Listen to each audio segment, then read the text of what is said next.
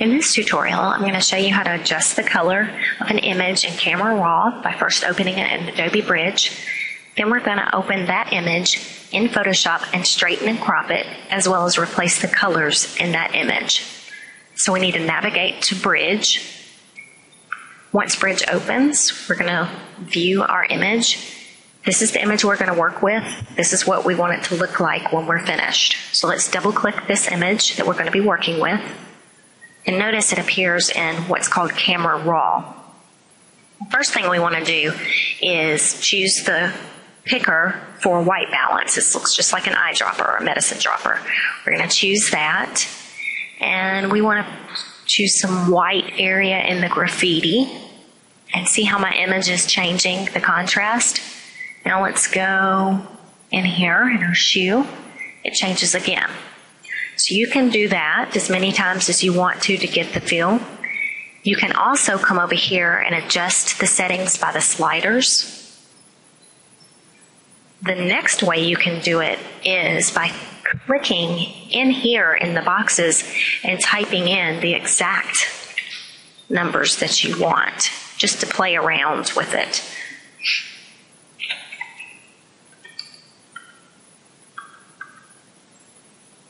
So I'm going to go through and fill some of these in.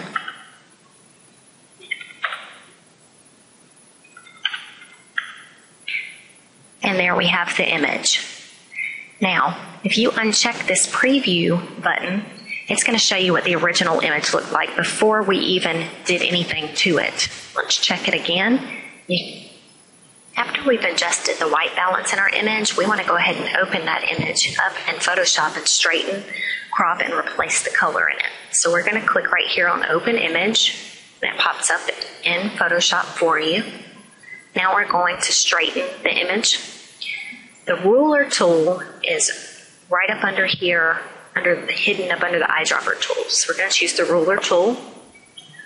We're going to go up to the top left-hand corner of the picture, click and hold our mouse down, drag it across over to the right-hand side, top right-hand side of the image, release that, and now we want to click the straighten button. Our image is straightened. The next thing we want to do is crop out this extra white space over here. So to do that, over here in the Tools panel, you have your crop button. Crop tool, okay? So get it as closely as you can. Notice I have a little bit of white space in the top and on the left. That's okay because I can compensate by using my arrow keys. I'm going to do that now. Did that over here to the left. Now I'm going to take it down some. When I'm satisfied with the way it looks, come back over here to the crop tool, click it one time. Your box pops up that says crop the image.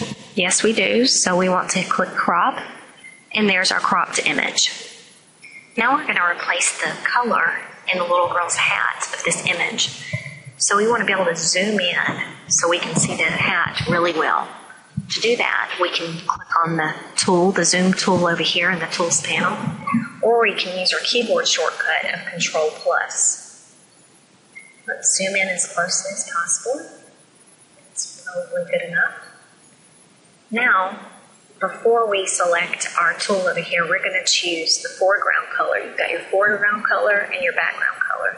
The foreground color is what we want to set to change the color of the hat. So let's choose a shade of green. Pick any color green. Next, we want to select our color replacement tool in the Tools panel over here. It is usually hidden behind the brush or pencil tool. We're going to choose that color replacement tool. In this Options toolbar, you have all the available options to you for that tool. So we're going to choose go down to about 13 or 14. Let's say 14. Over here, I'm going to keep it at hue, but you also have saturation, color, and luminosity as choices. So once you're finished doing that, you can go ahead and begin coloring your hat.